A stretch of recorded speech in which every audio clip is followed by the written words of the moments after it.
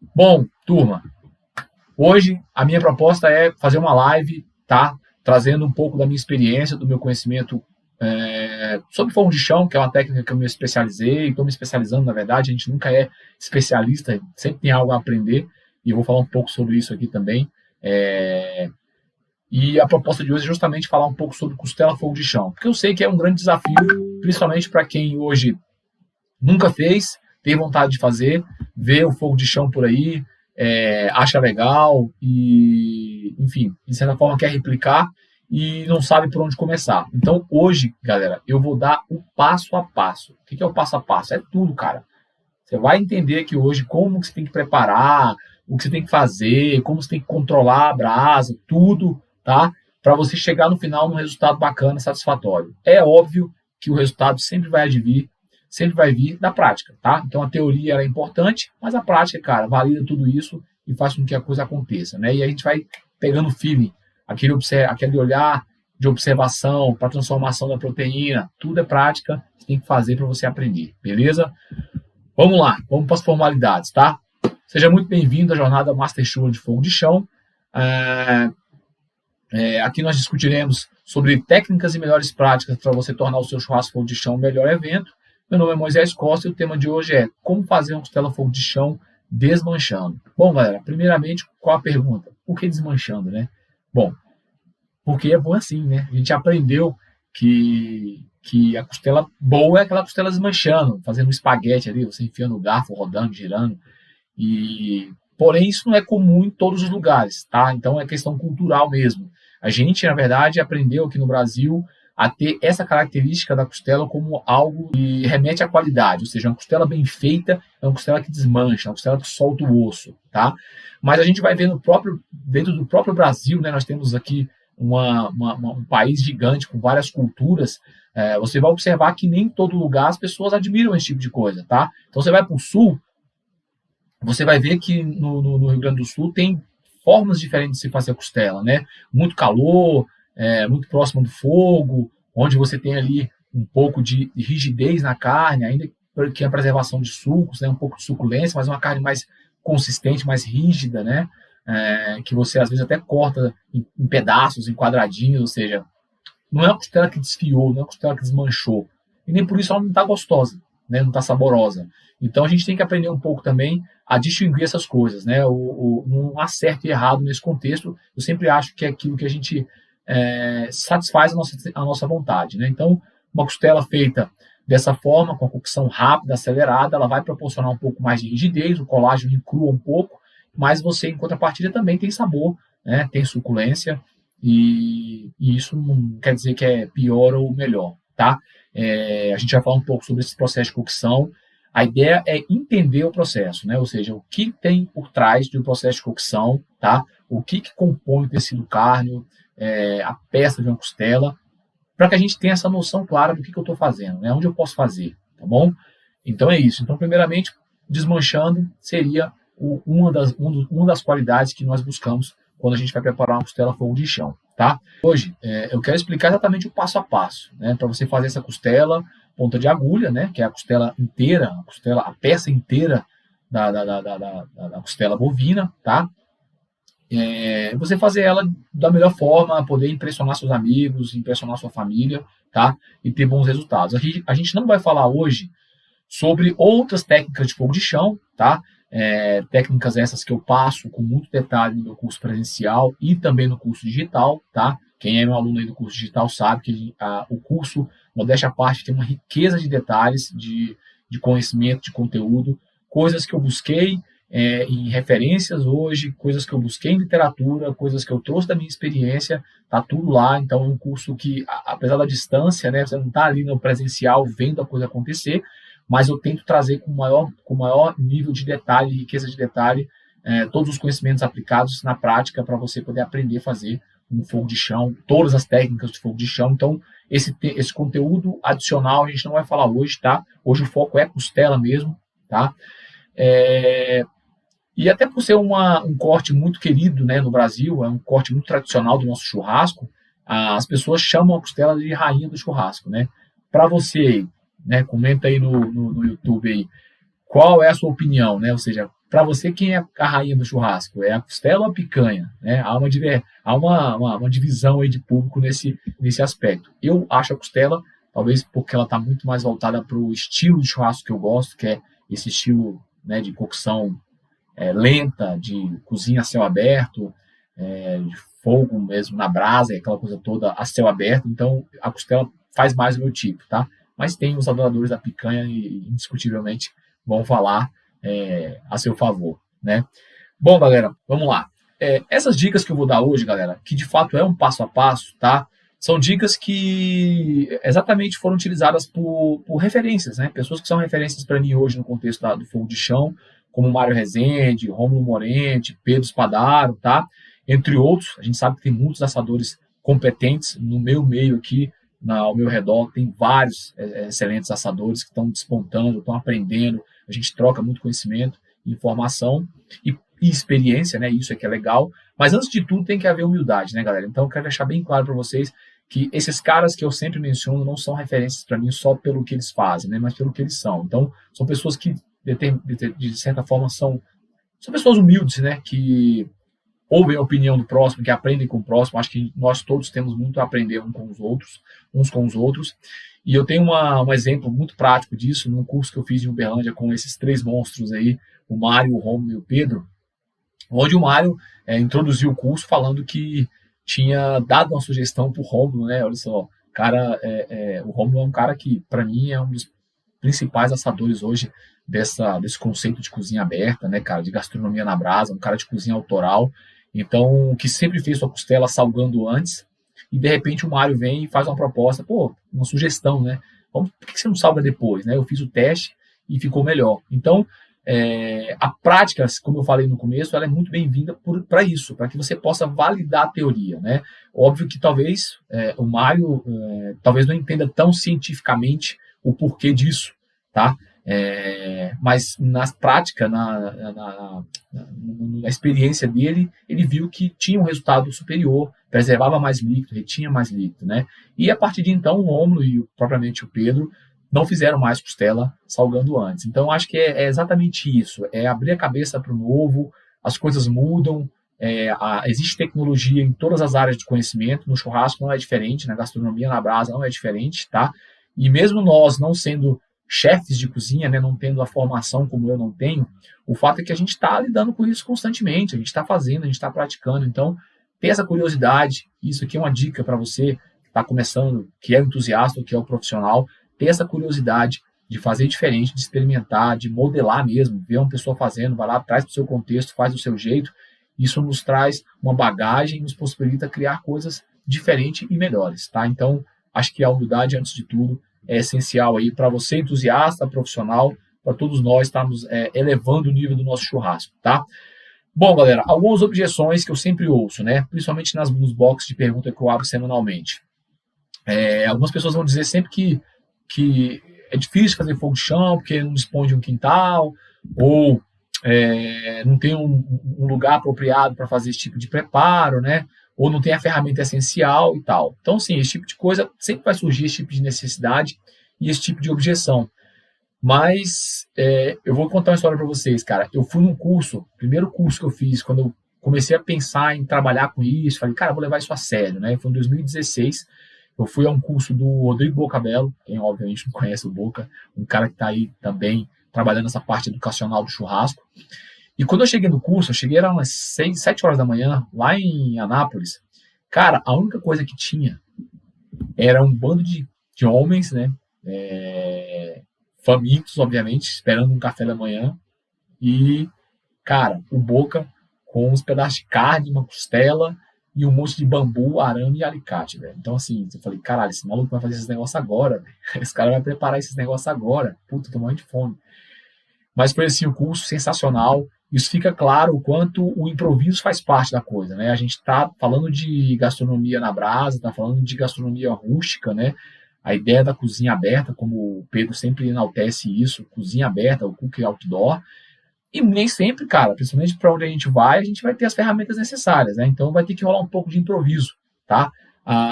Mas quando você entende o processo, o que você tem que fazer com aquela carne, aonde você quer chegar, que tipo de cocção você tem que dar para ela, as coisas ficam mais claras, você consegue ter mais ideias, né? Sua cabeça fica mais aberta para esse tipo de improviso.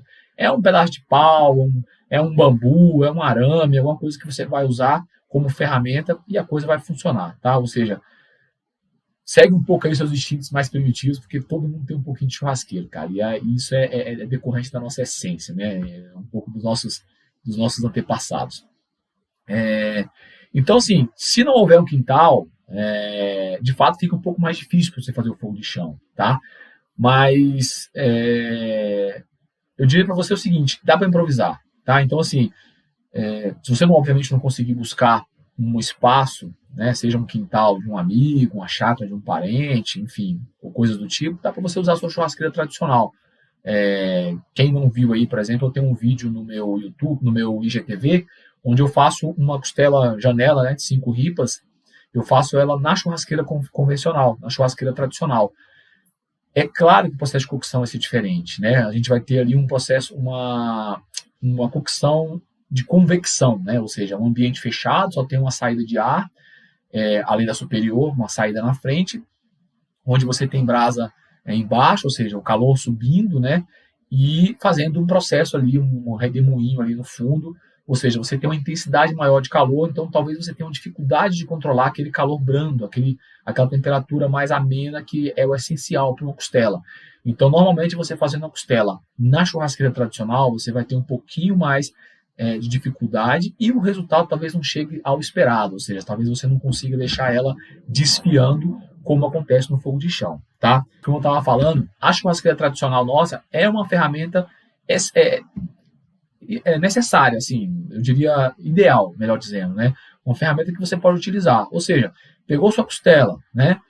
Membrana para baixo, parte superior da churrasqueira, toca o pau, faz o seu churrasco normal e deixa ela lá em cima, cara, e não se preocupa, tá? Tá chegando ali, tem uma altura ali de 70 centímetros mais ou menos, tá chegando ali uma temperatura ali que você consiga manter tua mão uns 10, 15, 12 segundos, tá o ideal, deixa o processo acontecer, essas fibras vão encolhendo, o tecido conjuntivo vai encolhendo, as pontas dos ossos vão ficando mais aparentes, é o processo acontecendo, a transformação acontecendo, você vai deixar para virar essa costela quando você perceber que a parte da membrana já está bem deteriorada, bem dourada, ela dourou bastante, reduziu bastante o tamanho, você vai virar para poder finalizar.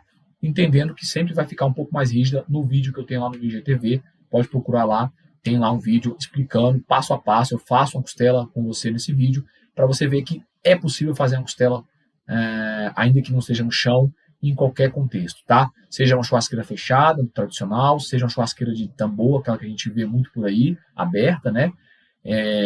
Ou de outras formas, né?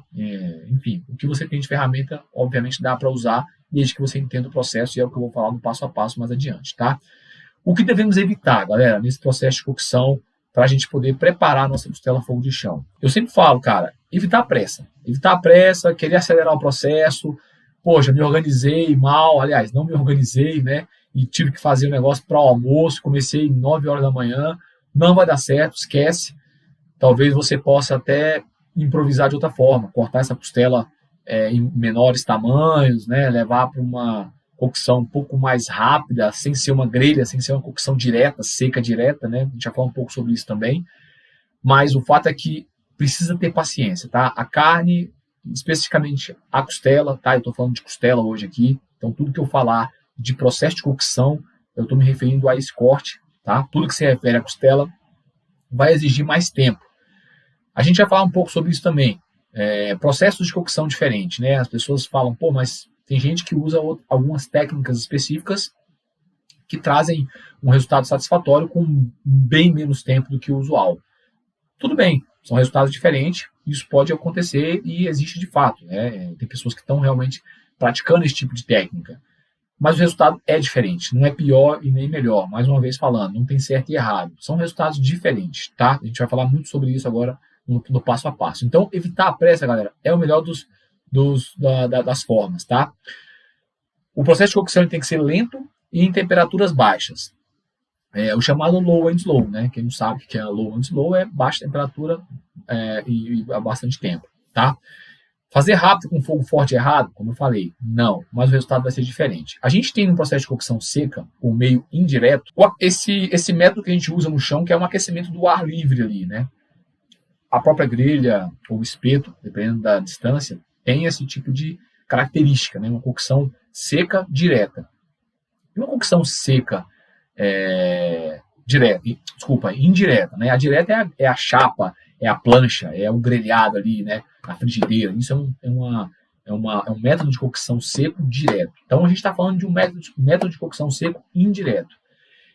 Porém, tem duas diferenças. Tem o ar confinado, que é o que simula, por exemplo, o ambiente do forno, né?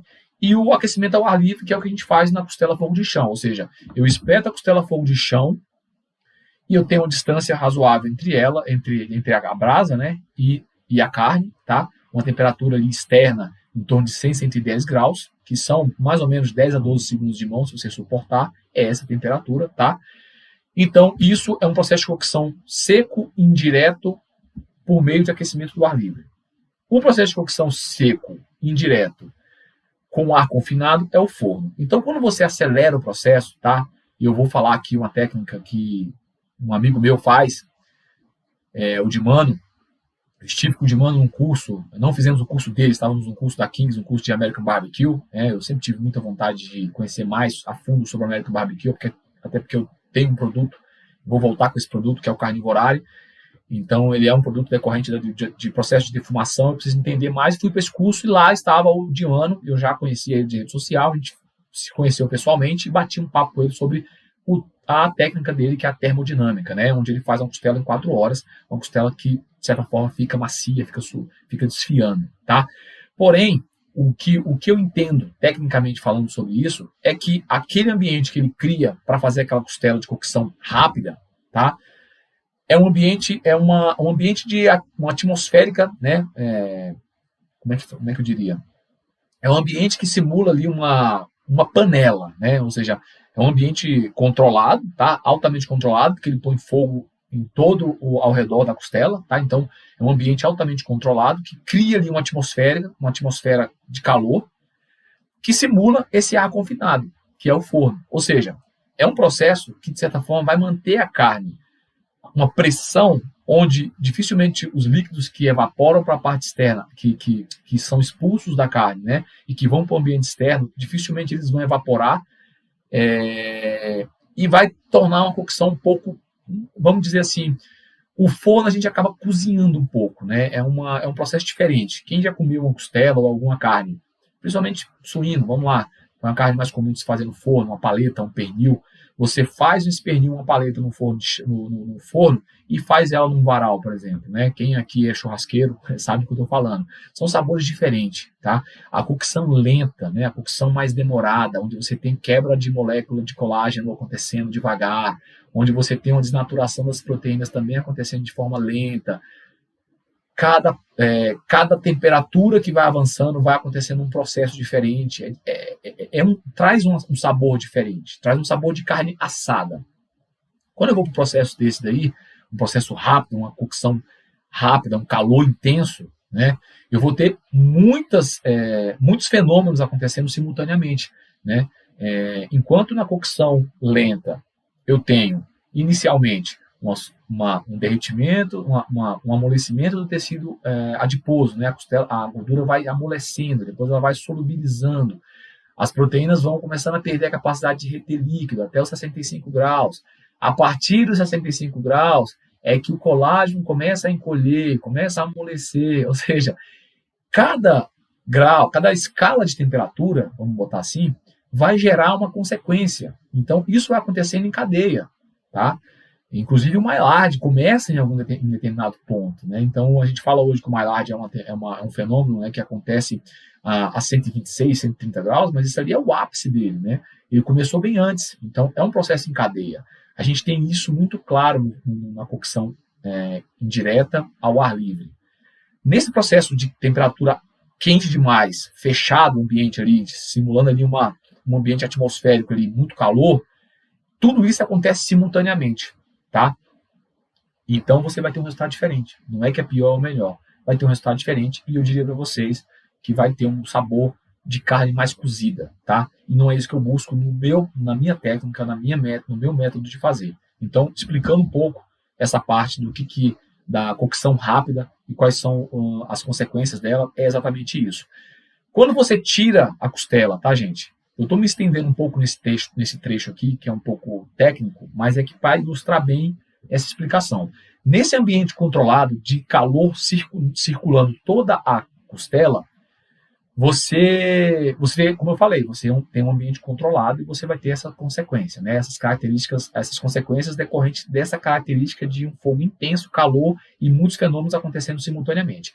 Quando você traz para um ambiente aberto, calor dos dois lados da costela, com cocção lenta, calor brando e muito tempo, você vai ter que controlar a temperatura. Por quê? Porque se você acelerar dessa forma e você não tiver calor ao redor de toda a costela, você vai gerar como é que diz? Um termo técnico para isso, você vai encruar o colágeno. Por quê? Porque vai ter uma alternância de calor intenso com vento, com ambiente externo, de certa forma, porque você foge o controle, né? Então, quando você está fazendo um processo de cocção na costela lento, com fogo dos dois lados, você perde o controle. Você vai ter uma temperatura caindo, oscilando, ela não pode alternar muito, então ela vai oscilar naturalmente, por isso você tem que estar o tempo todo observando, mas esse ambiente, você não tem como controlar, tá? Então, essa alternância muito brusca de temperatura, ela pode trazer uma característica para o colágeno, que é fazer com que ele encrue, né, que ele endureça. E quando ele encrua,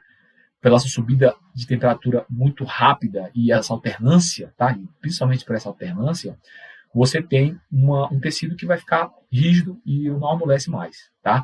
Você quer ver um exemplo disso que acontece com a parte externa da carne? A gente percebe muito isso na linguiça. Quando a gente coloca a linguiça, por exemplo, na nossa churrasqueira e vem o nosso cunhado ou alguma pessoa desinformada e vai repor o carvão, ou até nós mesmos lá atrás já fizemos isso, ou ainda fazemos, e você repõe o carvão, colocando o carvão por cima da brasa, você gera uma queda brusca de temperatura. O que vai acontecer com aquela linguiça que está, sabe, lisinha ali, dourando, aquela carne que está lisinha ali, né, na cocção ali, dourando, ela vai murchar por essa alternância de temperatura brusca. Então você estava numa temperatura alta e de repente você foi para uma temperatura muito baixa. Você vai murchar a carne. Isso acontece com o colágeno. Então, essa alternância brusca de temperatura, ela vai degradar o tecido conjuntivo, vai encruar o tecido conjuntivo, tá? O que não acontece necessariamente nesse ambiente altamente controlado de calor intenso, como eu citei agora, que é a técnica lá do meu amigo de mano, tá? Eu não prefiro fazer dessa forma, tá? Como eu falei, eu prefiro um sabor de assado, eu prefiro muitas vezes perder o matambre, perder a membrana. Você não come, né? A membrana é um chiclete. De fato, quando você abre a costela, você tira as ripas, você tira os ossos, você descarta a membrana. Eu prefiro perder um pouco o tecido do matambre, por ele ficar um pouco mais seco, nesse processo lento de cocção, mas preservar a suculência, a maciez ali na carne interna, que é de fato a carne da costela, né? Para quem não sabe, o matambre não é um tecido que faz parte do tecido muscular da costela. O matambre é uma carne diferente, é um tecido muscular diferente que está ali entre o couro, né? E a gordura, embaixo do couro da gordura subcutânea, vem o matambre, depois vem um outro tecido de gordura e vem o tecido de carne da costela, né, os músculos da costela, tá? De toda aquela peça ali. Então, o matambre é um músculo diferente. E quando você coloca ele no fogo de chão, a peça de carne de costela inteira, você expõe ele ao calor e por tempo prolongado ele vai ressecar um pouco, vai degradar. Óbvio que tem algumas partes dele que fica bem saborosa, você consegue comer ali em quadradinho, né? Porque ele vai endurecer um pouquinho, mas o fato é que a carne internamente, a carne da costela mesmo, está altamente preservada e suculenta, tá? Então, esse é o método que eu gosto de fazer as minhas costelas fogo de chão, tá? Então, explicar um pouquinho aqui as diferenças de cocção, me estendi um pouco, mas é essencial e necessário para que você compreenda todo o processo. O que eu estou fazendo, qual o método que eu vou usar e as consequências desse método, tá? Mais uma vez, frisando, não tem certo nem errado. Bom, galera, vamos para o passo a passo, que é o que interessa, tá? Ou seja, eu quero aqui elencar para vocês uma lista de tópicos, tá? São poucos, não vou me estender muito, mas que vai permitir que você possa replicar isso na sua casa, tá? Amanhã, no final de semana agora, você já vai fazer costela fogo de chão, beleza? O processo do forno seria o mesmo do processo com papel alumínio na grelha? Não. Por que não? Porque no forno, como eu falei, é um processo ainda seco. É um processo de cocção seco, tá? Por ar confinado. O processo de cocção pelo alumínio, quando você envolve a peça no alumínio, você está proporcionando um processo de cocção úmida. Por quê? Porque a carne vai liberar líquido, né? As proteínas elas conseguem reter o líquido ali quando a temperatura vai subindo a partir de 35 graus, ela vai perdendo um pouco esses líquidos para poder equilibrar o ambiente, ou seja, está muito quente, a carne começa a suar, a transpirar. E a partir de 65 graus, ela começa a perder a capacidade de reter líquido, ou seja, ela começa a expulsar mesmo líquidos, tá? Tanto internamente, né, no miolo da carne, quanto na superfície. O que vai acontecer? Essa água vai para o ambiente externo e como está enrolada no papel alumínio, ela vai ficar retida. Então você vai ter ali um processo de cocção úmida, vai gerar um vapor e vai ficar aquele vapor ali dentro, cozinhando a carne. Então, de fato, no papel alumínio você está cozinhando, você não está assando, você está cozinhando a carne, tá? Então são processos diferentes. Aqui nesse processo de forno, de alumínio, melhor dizendo, tanto no forno quanto no fogo de chão, já vi muita gente embrulhar a costela ou a peça de carne no alumínio e levar para o fogo de chão. Nesse processo você vai ter sim mais evidente o sabor da carne cozida, que é o que eu não quero no fogo de chão. Eu quero um sabor de carne assada, beleza? Então vamos continuar aqui. Vamos para os 10 passos então, galera, para você poder replicar e fazer sua costela fogo de chão em casa, tá? Primeiro passo, galera, preparar o terreno. É o ambiente, tá? Pode parecer bobagem, mas não é. O que eu já vi acontecer, cara? Fazer fogo de chão em cima de encanação de água, problema na certa, o cano derrete, vai vazar água, o terreno vai ficar úmido e você vai ter ali uma troca de calor o tempo todo. Seu braseiro com o piso úmido, trocando calor, né? Aumentando o consumo do seu combustível, aumentando o consumo do carvão e você ter o inconveniente de ter um problema hidráulico depois para resolver, tá? Então, o ambiente é uma das premissas, tá? Debaixo de árvore, a gente sempre busca uma sombra para fazer nosso fogo de chão, né? Eu faço muito na roça do meu sogro, então lá eu busco os ambientes mais adequados. Mas tem árvores que a copa é baixa. E vou falar, galera, a gente acha que não, mas quando o ambiente está montado ali de fogo de chão, você tem muito calor ao redor, tá?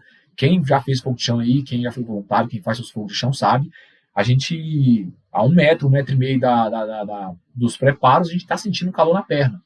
Para cima, a mesma coisa. Então, se você tiver uma árvore com a copa muito baixa, você vai danificar ali, você vai queimar as pontas da árvore e você pode prejudicar, até matar aquela árvore, tá? Então, observar o ambiente. Piso.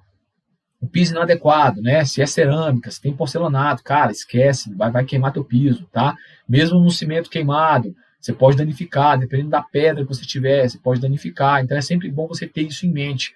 É muito calor envolvido. Então, dependendo de como for, forra uma camadinha de areia, tá? O piso, é um piso mais delicado, eu não tenho, só a areia não é suficiente. Compra aquelas lajotas cinza de construção, de fazer muro, forra, faz um ambiente ali onde você vai colocar o braseiro e a costela, forra com os tijolos, depois você vem com a areia por cima, tá? Para ser mais cauteloso ainda, põe uma chapa de zinco debaixo. Então, há formas de você compensar, tá, as dificuldades, porém você tem que ter isso em mente. Então, o ambiente, preparar o terreno é a melhor das formas, tá? Procura ambientes não muito abertos, o vento vai tirar, pode mudar de direção constantemente, vai afetar o teu processo de cocção, vai acelerar a tua queima do carvão, então é mais gasto para você, tá? Então, o ambiente é essencial você observar. Tá debaixo do sol quente, se tiver uma sombra perto, melhor ainda. Sol vai ajudar no processo de cocção, né? A carne vai estar exposta ao calor intenso. Na sombra, ela fica um pouco mais amena. A gente percebe, por exemplo, a diferença entre fazer um fogo de chão em dia de sol e em dia nublado. Em dia nublado, o calor vai ser menor, tá? Então você vai gastar mais tempo e às vezes mais carvão. Então tudo isso é relativo, você precisa observar, tá bom? Ambiente é o primeiro passo, preparar o terreno. Segundo passo, combustível. Acender o braseiro, lenha ou carvão. Eu particularmente gosto de usar lenha nas primeiras horas, tá? Ali a carne está in natura. Os poros estão abertos, ou seja, a carne está muito passiva de pegar sabor, né? Então, se você põe uma lenha frutífera, eu até respondi uma pergunta hoje no box de perguntas que eu abri no Instagram, me perguntaram qual a melhor lenha, né, do nosso cerrado. Tem várias, né? Às vezes você tem roça, você poda, você às vezes derruba uma árvore para fazer alguma coisa, tem árvores que a gente sabe que são protegidas por lei, você não pode sair derrubando, mas na tua roça você é teu terreno, você faz o que você quiser de certa forma, às vezes você tem uma abundância de lenha ali que você vai utilizar, tá? Fugir das resinosas, né? Manga, abacate, essas lenhas que soltam resina, porque ela vai te dar uma fumaça justamente nessa fase inicial da costela, que a costela está ali com os poros abertos, pode bater ali e gerar um amargor. Então foge dessas lenhas. Lenhas verdes também vai gerar essa fumaça amargosa, tá? De resto, não sendo lenha tratada, use o que você achar melhor. Eucalipto, a gente tem mais de 200 espécies de eucalipto. O eucalipto é uma lenha que tem de alta combustão, ou seja, ela vai queimar muito rápido e não vai dar braseiro. Então, nesse caso, para você ter até economia, eu sugiro que você busque lenhas densas, né? Uma acácia negra, uma mangico, essas lenhas são bem pesadas. Você pega na lenha, você sabe, cara, os poros dela são fechados, a linha é pesada. Você pega aquela lenha e fala, caralho, essa lenha aqui, tipo lenha de São João, que tu bota para queimar lá, ela passa a noite todinha queimando, de manhã tu vai lá, pode assar uma batata que tem em fogo, essa linha é a melhor que tem, cara, porque tu vai colocar ela lá e acabou. É controlar mesmo a distância, porque a gente sabe que o fogo faz labareda, o vento muda de posição, eu jamais quero fogo batendo na carne. Distância, o braseiro você consegue controlar melhor. Então, eu vou te dizer para você, se tiver grana e não tiver abundância de lenha, opte pela brasa, pelo carvão, desculpa, tá? Faz ali um mix, né? Eu uso uma proporção de 70-30, ou seja, 70% carvão, 30% lenha. Isso é o que eu gosto de fazer, tá, galera? Então, eu sempre procuro comprar carvão para quando eu vou fazer meu fogo de chão, eventos, eu sempre peço mais carvão do que lenha. Inicio o processo com a lenha para dar esse defumado, para trazer agregar sabor, para trazer essa característica do defumado um pouco para nossa carne, tá? E depois, cara, os poros vão fechar, você vai ver que a carne vai escurecer, ela vai, de certa forma, se fechando, né? Mudando de coloração. Dali em diante fica um pouco mais difícil ela receber esses benefícios da defumação, né? Então você pode continuar somente no braseiro mesmo, de carvão, que você vai ter um controle maior da temperatura, tá? E o controle de temperatura, como eu falei, é essencial, evitar essas alternâncias muito bruscas. Então, sempre que for repor, tá? Repor de fora para dentro, beleza? Então é isso, galera. Lenha no começo, carvão até o final, tá? Acendeu o seu braseiro, vamos para a costela. É o próximo passo. Na verdade, esse passo é o seguinte, mas você já pensou nele bem antes. Que costela eu vou fazer, galera? Vou fazer uma costela Nelore ou uma costela Angus? Vou fazer uma ponta de agulha, vou fazer uma janela 8 ripas, uma janela 5 ripas. A gente vai ver que no mercado, principalmente quando a gente entende nesse novo contexto do churrasco que a carne virou um produto, né? Você vai ver diversas nomenclaturas para uma mesma carne, tá? Cada marca vai trazer seu nome, sua descrição, é marketing. Costela 5 ripas, costela janela 8 ripas, costela 3 ripas, tudo sai do mesmo lugar, tá? Mas eu trago aqui para vocês um pouco do que eu faço mais, que é a costela ponta de agulha, que é a costela inteira, né? Uma costela que compõe tanto a janela quanto o rojão, tá? A gente pode falar um pouco sobre essas características mais na frente. Então, Nelore Angus, tá? A gente sabe que a qualidade da carne hoje ela é afetada pelo grupo genético, né? E pelo sexo do animal. Então, assim, animais de raças zebuínas, eles produzem maior quantidade de uma enzima chamada calpastatina. Essa enzima ela é inibidora, tá, da enzima chamada calpaína. A calpaína é a enzima que no rigor mortis, ou seja, você abateu o animal, tá lá a carcaça pendurada, fazendo um processo de rigor mortis, ou seja, é um rigor que se tem no pós-mortem, onde a gente faz a transformação do músculo em carne. Nesse rigor mortis, existe uma coisa que é incontrolável, é da carne, é da genética, do animal. São as enzimas que compõem a carne, né? A carne compõe algumas enzimas e essas enzimas elas iniciam um processo de proteólise, ou seja, um processo de quebra de fibra muscular, tá? Como não? É uma maturação natural, tá? E já foi identificado que os zebuínos produzem mais enzima calpastatina que inibe a calpaína. É meio técnico, meio chato, galera, mas é para vocês entenderem.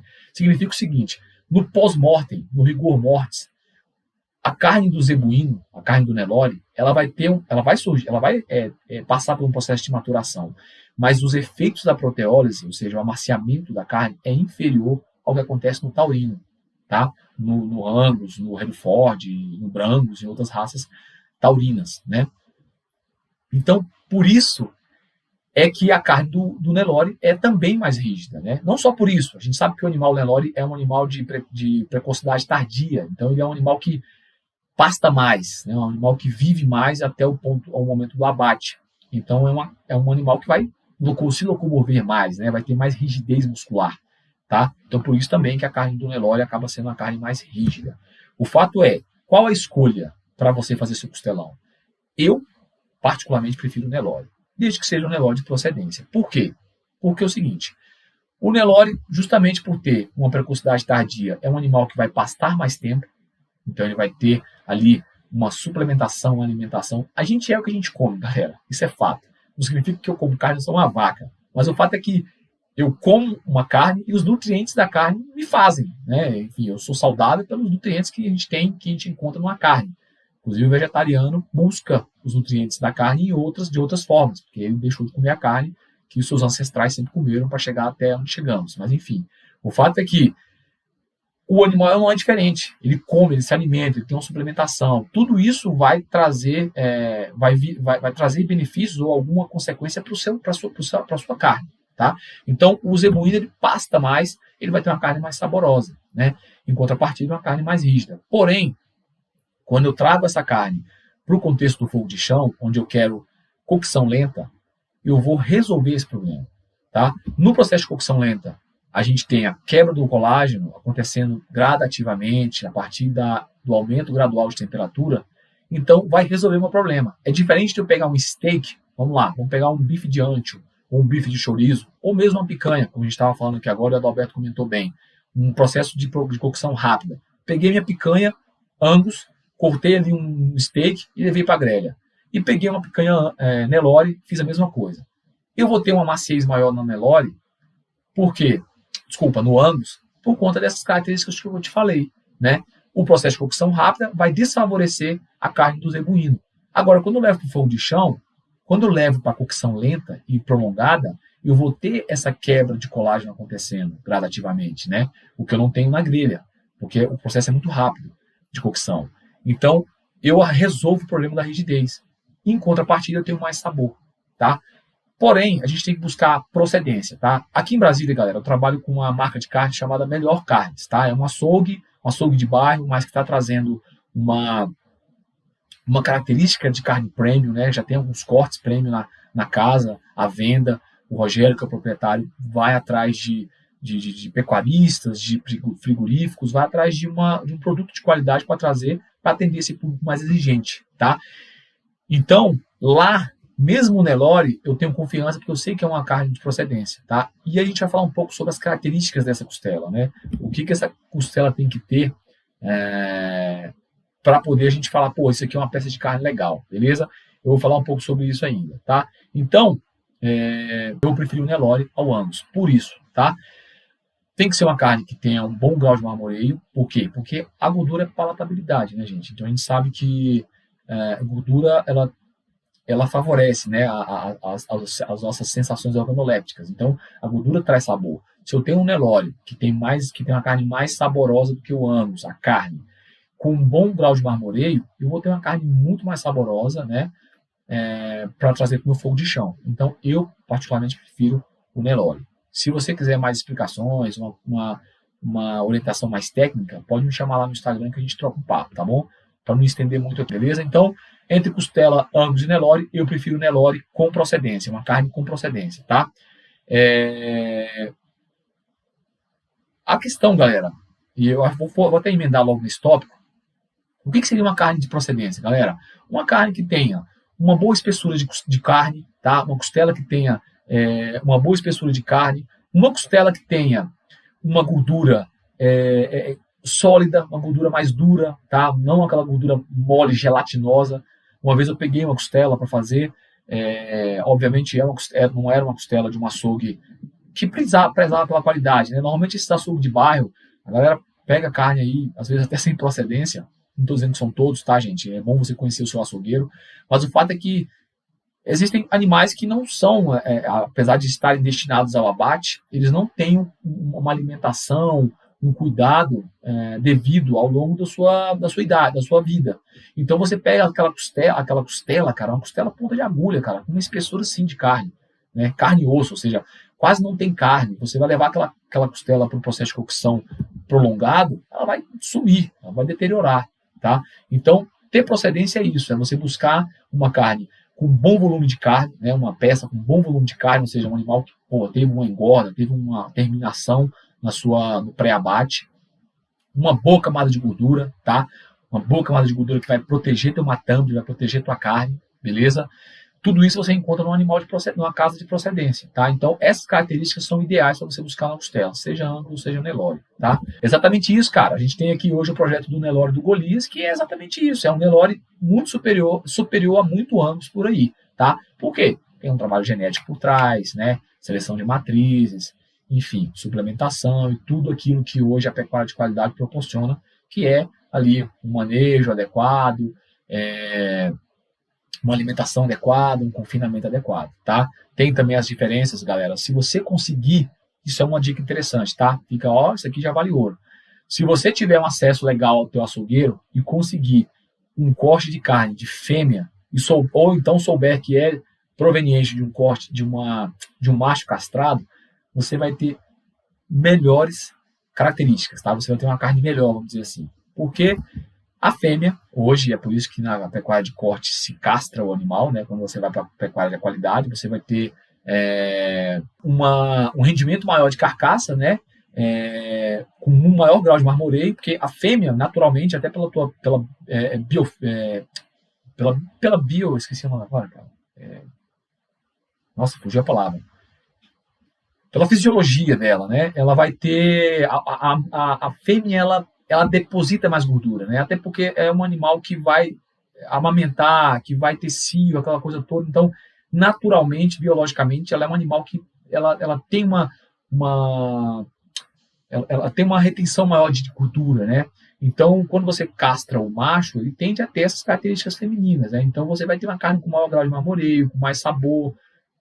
Tem uma parada de hormônios ali diferente. Para falar aqui dessa parte técnica é meio difícil, depois eu posso mostrar para vocês, eu vou até escrever um post sobre isso no meu blog, tá?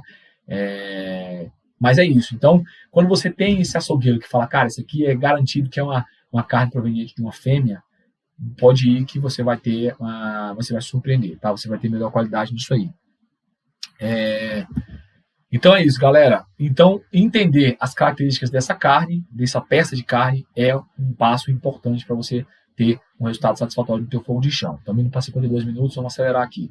Salga antes ou depois? Galera, isso é um assunto batido já, mas eu vou repetir. A salga, ela era feita antes, e ainda é, por cultura, e era feita antes, muito comum, porque não tinha sal adequado para se salgar depois. Ponto.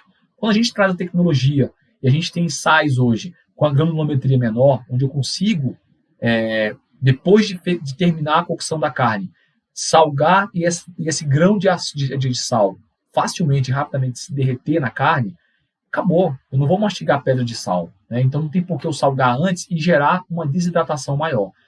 Necessariamente, se eu salgar a carne antes, eu vou gerar desidratação. Ponto. Isso é cientificamente comprovado, eu não estou aqui falando achismo. A carne, o sal na carne, como o açúcar, promove um efeito chamado osmose, ou seja, o solúvel, né, vai buscar o ambiente onde tem maior concentração de soluto. Se eu coloco sal ou açúcar, por exemplo, o açúcar também é um soluto, na parte de fora da carne, aquele líquido que está lá dentro vai vir para esse ambiente, porque lá tem menos concentração de sal ou de açúcar. Então eu vou trazer o líquido que está lá dentro, que eu quero reter, para o ambiente externo, e no ambiente externo vai acontecer, sabe o quê? Ele vai evaporar. Então ele vai evaporar e vai sumir. Portanto, manter o líquido dentro da carne é meu papel como churrasqueiro, tá? Então não salgue a carne antes, se você puder. Não tenho sal de parrilha, estou na roça, só tenho minha costela aqui que eu acabei de abater ali a vaca, vou fazer assim mesmo. Salga antes. Melhor do que salgar depois. Vai ter perdas significativas de líquido, porém você vai ter o enaltecimento do sabor da carne pelo sal, que você não vai conseguir aplicar depois se ele for grosso. Então, salga antes, esfrega o sal na carne antes e leva para o processo de cocção, beleza? Se puder escolher, salgue depois, tenha um bom sal. Empório Cantagalo é um parceiro que eu fechei agora, e não é à toa que eu fechei, é porque eu confio nos produtos, eu acredito nos produtos, eu sei que são bons, tá? Então, Então vai lá e compra o teu sal de parrilha e deixa guardadinho no teu kit de churrasco. Temperatura e reposição de combustível, galera. Temperatura externa, 110 graus, como eu expliquei. Temperatura interna, 95 graus. Acima de 90 graus, essa costela já está pronta, já está perfeita. Pode servir para a galera. Quanto mais você subir a temperatura interna, mais pullet, mais macia ela vai ficar, tá? Então quando eu vou para 92, 93, 95 graus, eu vou ter aí uma costela desfiando, tá? Eu acho que todos aqui conhecem o Patrício Carvalho. Patrício Carvalho é brotherzaço aqui de Brasília, um cara que está despontando, conteúdo foda, mais de 1.300.000 seguidores no TikTok. E ele me chamou para fazer uma costela na casa dele e falou: Moisés, eu quero uma costela desfiando, velho, com espaguete. E fizemos essa costela, tá lá num vídeo que circulou em muitos países aí, tá? Onde a gente fez um entreveiro, ele fez um entreveiro, eu fiz a costela, a gente distribuiu as tarefas, obviamente, não dá para fazer tudo, todo o cara sozinho. O Thiagão tava lá com a gente, do Thiago Prime também, fazendo o frango no tambor. E é exatamente isso, cara. A questão do salgar depois, né? A gente tem a granulometria certinha, salga depois, e aí fechou, beleza?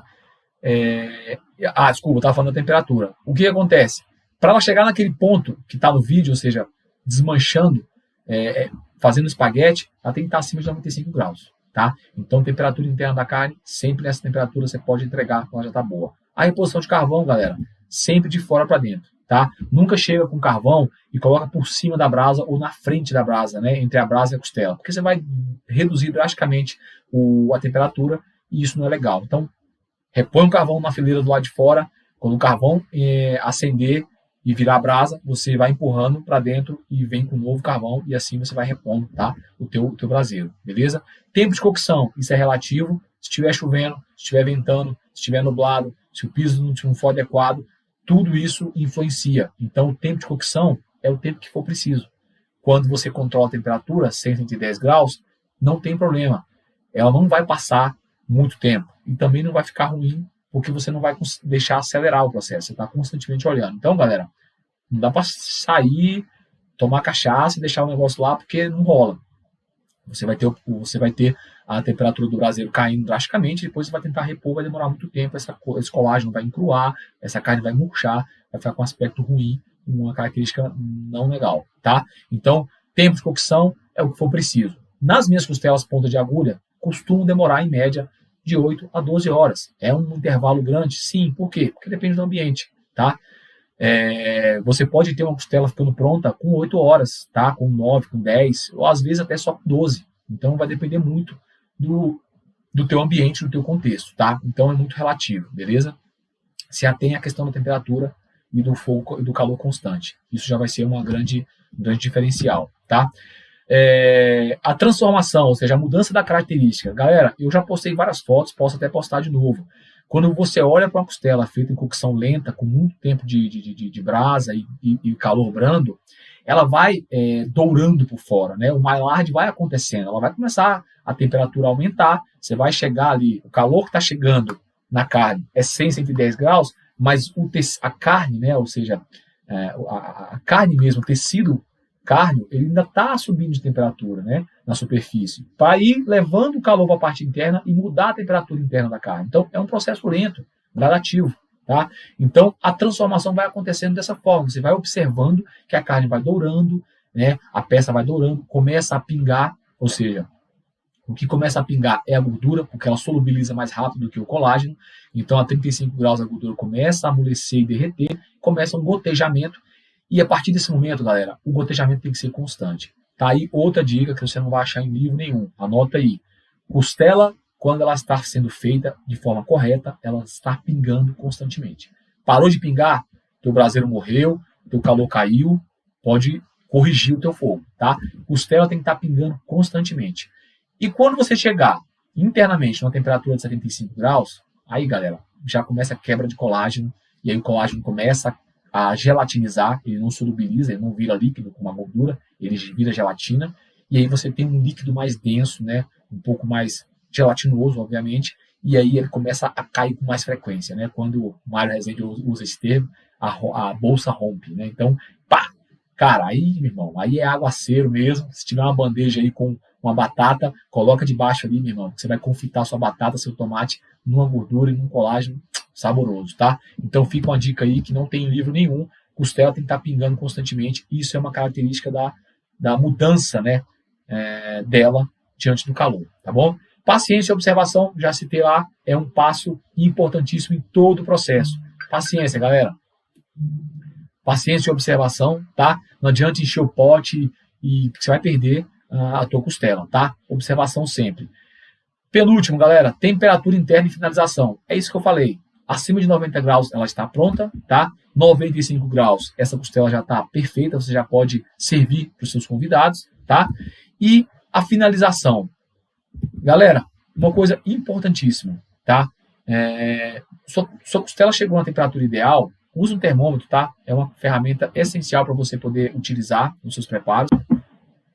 A sua costela chegou na temperatura ideal, você vai servir sua costela, tira do braseiro, tá? De preferência, ou então se afasta do braseiro se tiver só uma peça, mas se você estiver fazendo outras coisas, tira a costela do braseiro, leva essa costela para a mesa e deixa ela descansar um pouco, galera. Por que é essencial descansar a carne? Isso é um conceito, né? Como é que fala? Isso é uma dica para qualquer carne, galera. Qualquer processo de cocção. Seja no pit smoker, seja no fogo de chão, seja na parrilha. Terminou de fazer, retira e deixa a carne descansar. O que acontece, galera? O calor externo é muito forte. Então você tem uma temperatura muito alta na superfície da carne, tá? Lá dentro, no miolo, lá dentro internamente, esse calor é menor.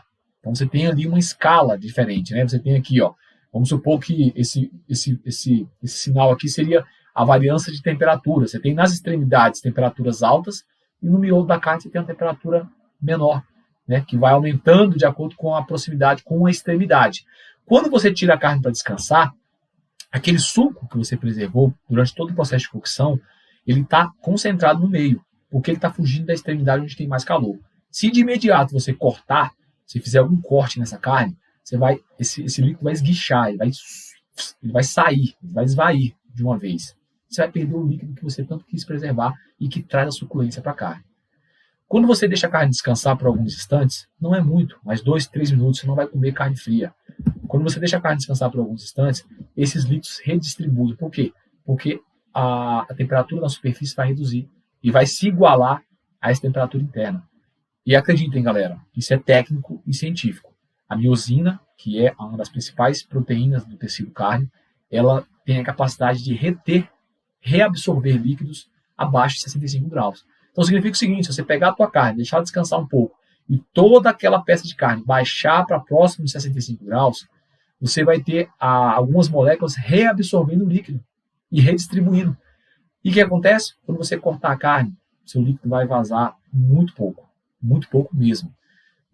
Foi comprovado já em laboratório, tá? A galera do Meat Experience fizeram um teste no laboratório e comprovaram que esse procedimento de descansar a carne depois retém até 30% mais de líquido, galera. 30% mais de líquido. Então vamos lá, galera. Comece a deixar sua carne descansar após o preparo, para você não jogar fora o que você tanto preservou ao longo da cocção, beleza? Tem uma coisa que eu falo, tá? Que é uma observação das minhas experiências com o churrasco. A pecuária da qualidade hoje traz sabor e maciez. A suculência é por nossa conta. É você, como churrasqueiro, como profissional, como entusiasta, que é responsável por manter a carne suculenta, por preservar os líquidos. Nelore, Angus, Brangus, Wagyu, nada vai ser suficiente para manter os líquidos se você não tiver na sua mão a ideia, né, de um processo de cocção adequado para cada tipo de carne, tá? Galera, eu espero que vocês tenham gostado. Finalizei aqui meu último passo do nosso passo a passo, do nosso roteiro aqui para a gente fazer uma costela fogo de chão desmanchando, tá? Valeu demais pela audiência aí, para todos vocês que ficaram até o final. Um abraço a todos vocês aí, muito obrigado, valeu aí, turma. Tamo junto.